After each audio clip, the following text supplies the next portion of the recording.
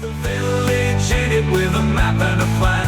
No place too tiny for this determined man. Crossing the counties one by one, you'll see in every English corner a bit of history.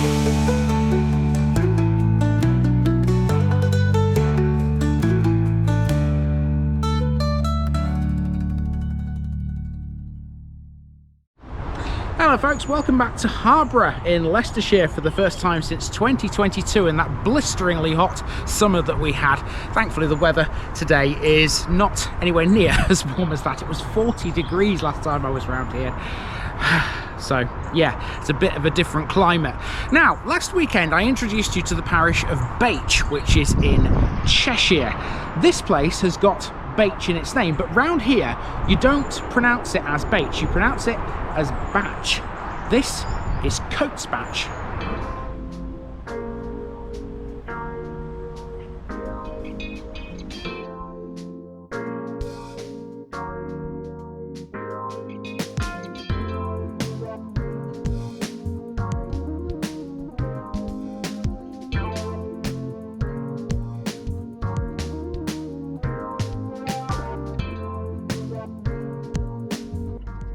Cotesbach, Cots Valley Stream. This weekend we make a welcome return to Leicestershire and to the Harborough district, which we started 2 years ago. Yes, it really has been that long. Over the next couple of weekends I have 4 more for you between the towns of Lutterworth and Rugby. This is Cotesbach, 1.5 miles away from Lutterworth, just off the A426, which was built to bypass the village some years ago. Although it's impossible to date accurately, it's believed there was a settlement here before Roman times. This part of Leicestershire would have been heavily wooded back then, probably with beech trees. Cotesbach claims to have an ancient tree to this day. It's an ash tree, and apparently it's between 600 and 700 years old. It can be found in the garden of Cotesbach Hall, together with some ancient yews and a century-old monkey puzzle tree. Cotesbach Hall was built by Dr. Edward Wells, a former rector in the early 18th century. He was also a noted mathematician and theologian. The hall stands on the site of an original Elizabethan rectory and was used by rectors of Cotesbach until 1880. Since 1759, the hall has been in the possession of the Marriott family. It was in that year that Reverend Robert Marriott purchased the lordship of the manor and 1,100 acres of land. Notable members of the family include John Marriott, born here in 1780, who composed the well-known hymn, Thou Whose Almighty Word. The Marriotts are still here, and so too is the Cotesbach Estate, which we'll get a look at on this short walk around. Let's go! Cotesbach is a village that can trace its history back well over 1,000 years. The name is believed to mean the dwelling of a person called Cot, which was next to a valley with a stream. 3 places in Cotesbach Parish are believed to be sites of early settlements of roundhouses, dating from around 800 to 42 BC. The Roman period saw some changes for Cotesbach, especially with the creation of nearby roads such as the Foss Way and Watling Street, the latter today being the A5. Shards of Roman pottery have been found in the village, leading to people believing there could have been a Roman villa in the area, but that's never been proven. The current site of the village is believed to have originated from Saxon times. In that period, Cotesbach was in the neutral area between the Kingdom of Wessex and the territory of the Danelaw.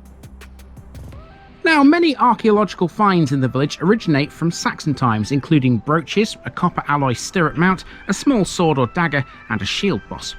One of the most important events in Cotesbach's history occurred in 1607 when 5,000 men, women and children from neighbouring counties gathered here to fill in ditches and level walls and hedges. They signified enclosure, and they were revolting against it. Their actions didn't last long. The revolt was put down by the army before it could spread to other parts of Leicestershire. During the medieval period, the population was believed to be around 150, who were mostly agricultural workers. Today it's a similar sort of setup. Cotesbach has around 60 houses, and it's an estate village linked to the exquisite Cotesbach Hall, owned by the Marriott family. So let's see some of the landmarks that make Cotesbach what it is today. St Mary's Church is a very attractive looking building with an unusual squat off-centre tower. It's a good place to start. According to the Domesday Book, Cotesbach didn't have a church. It was, according to that, a community of 14 households and a watermill, but there was no mention of a church. The first church here was likely a wooden structure, but nothing remains of that now. Work started on a stone church in the 13th century, and the first mention of a building came in 1279, when the lord of the manor, Theobald de Verdon, held the right to appoint a priest. Some vestiges of the earliest stone buildings still exist. You can see them if you inspect the wall at the eastern end, where some undressed stone boulders give away its age. Also very old is the little tower of yellow stone, which encloses a helical staircase to a clock landing and the belfry. The clock was added in 1919 as a memorial to those lost in World War I. In addition, a stained glass window was installed in memorial to the two Marriott brothers who lost their lives during the war. During the last years of the 14th century, the bell, which presently hangs in the belfry, was cast by Johannes de York. Ever since that date it's been in service, chiming the hours for those within earshot. For a time, St Mary's was not exactly in a good state of repair. However, in 1702, Dr. Edward Wells, an academic from Oxford, left an indelible mark on Cotesbach by building a rectory dead opposite this very church. By extension, he also brought the church back into good repair by building the present west wall using bricks that were made in the village. Those same bricks also helped construct the rectory, which over time has morphed into Cotesbach Hall.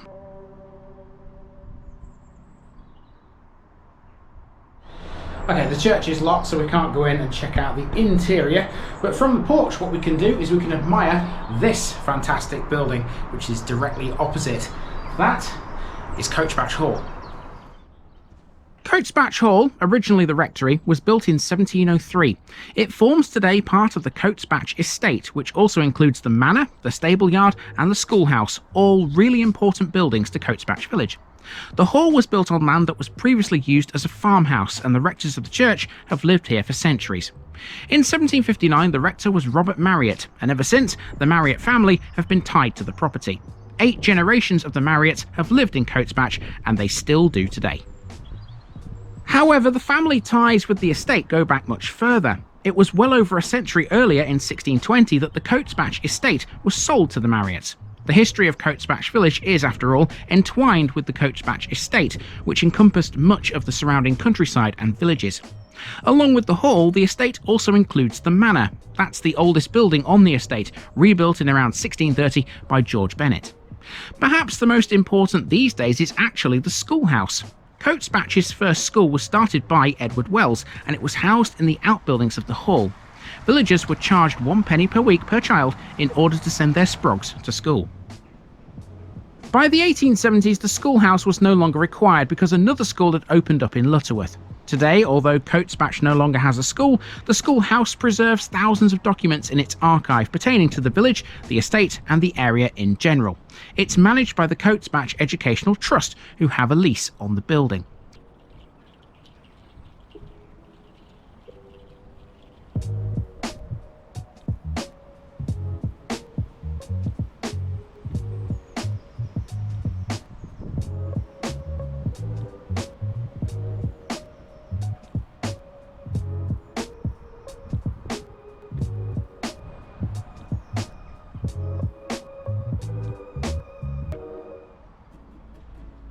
Almost bang next door to the hall is the stable yard. Over the years, the stable yard has become very much the heart of the Cotesbach estate. It was originally the farmyard, and it was here where the Atherstone Hunt used to be based in the 1930s and 40s. When the hunt ceased to function though, it fell into disrepair. That was the cue for Tom and Sophie Newton to get to work. They have gradually been repairing the buildings, and over the course of the last 25 years, the stable yard has returned to its former glory. It now has a raft of small businesses welcoming Cotesbach residents and visitors alike. Among them is the Yard Cafe, Jason's Organic Butchers and the Glut Hut, which sells a range of organic products. Growing organic veg on the Cotesbach estate is nothing new. The first man to do so was a former rector, John Fanshawe. It was he who had the walls of the Cotesbach Garden built in the mid-18th century. In Victorian times, it grew into an increasingly productive kitchen garden and orchard, feeding successive generations of Marriotts and residents of the estate until after World War I. In the early 1950s, it was run as a market garden, producing tomatoes at a time when it was still possible to compete price-wise with imported Dutch ones. Over the last 25 years, cultivating the garden has helped realise the huge benefits of growing your own local food in terms of quality, seasonal awareness and well-being. You can even see it for yourself because tours of the farm and garden can be made by arrangement.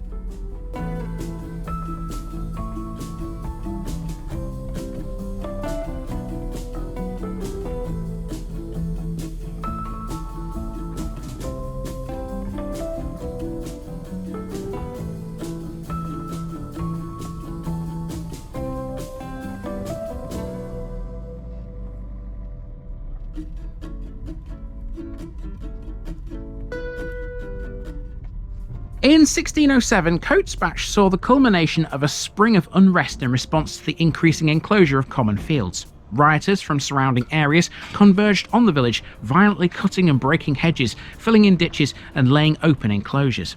This wasn't just a minor unrest. Numbers reportedly reached 5,000, and as a response, gallows were raised in Leicester as a warning to those contemplating joining the rebellion. Stories of the riots reached a national audience at the time, with William Shakespeare reportedly basing a character in one of his plays on the infamous leader of the Cotesbach riot. Why were they rioting then? Well, the area had been considerably successful until 1591, when the owner of the land, Robert Devereux, decided to sell large amounts of land to raise funds. Large amounts of land in Cotesbach would then come into the ownership of John Qualls. Qualls raised rent for tenant farmers, purchased other sections of land, and began to enclose the common land for farm animals. This upset many local people who relied on that common land for their livelihood.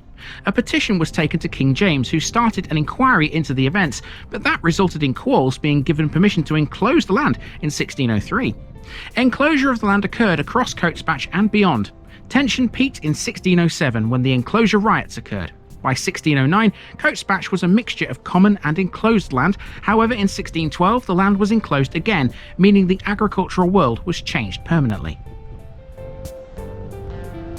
Well, it's definitely a bit breezy today. Storm Eowyn was coming across the country last night. Thankfully, this area has kind of avoided most of the high winds. It's sort of in the north where it's been a big problem.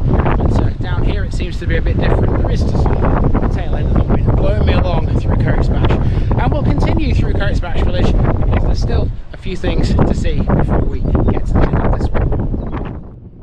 The rest of the village is residential, except for the village hall.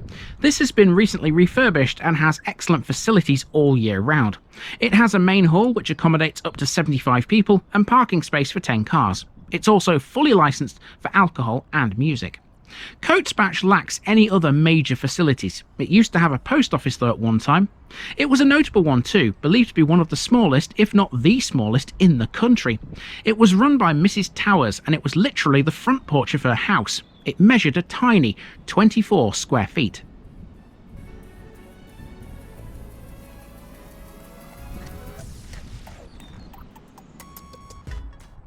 The 1881 census reported that the most dominant occupation here at that time was domestic service of offices. 36 people from the parish were employed in that sector, 15 worked in agriculture and 5 worked in house, furniture and decorations. This shows that the parish was mainly working class, but there were a few members of the middle and upper classes here too. Today, most of Cotesbach's residents work away in towns like Lutterworth, Rugby and Leicester, although the estate still provides some employment opportunities too.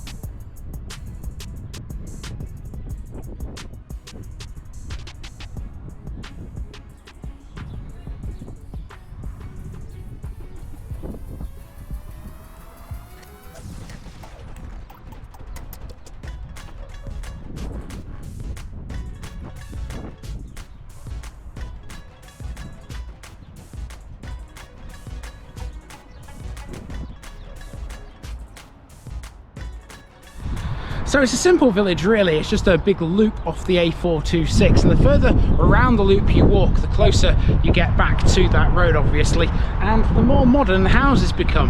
You tend to find that in places like this there's an area that's full of the older sort of type of properties, and then sort of further away you get the newer ones, and that's certainly the case here. Because a lot of the ones around me right now are definitely newer than the ones closer to the hall and the church, with the odd exception. That one looks a bit older. But yeah, if you carry on walking, you get back to the A426. That's not what we're going to do though, because there's a footpath you can take just beyond this house here. It'll take us back through something called the precinct and back towards the hall.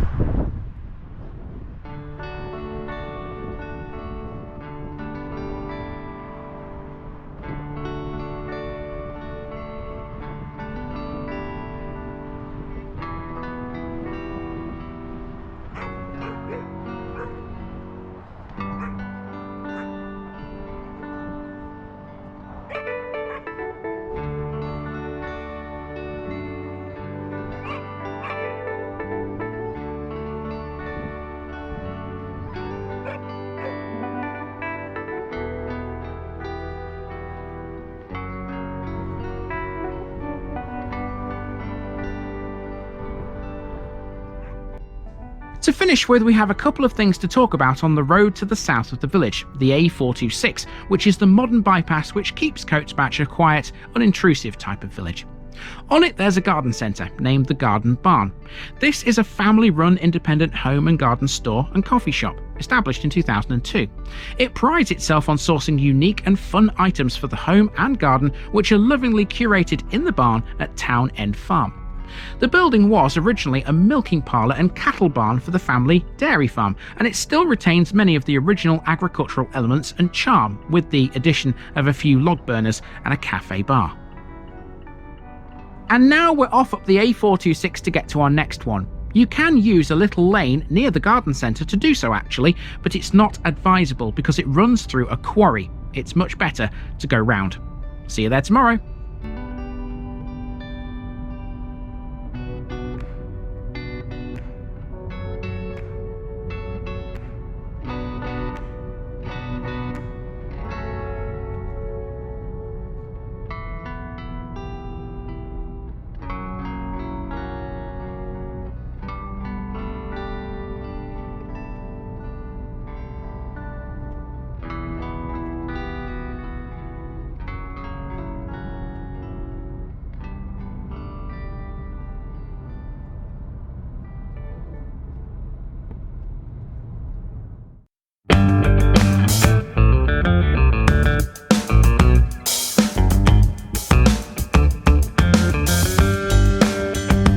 Now, just before I go, remember, this video is part of a huge project to visit every civil parish in England.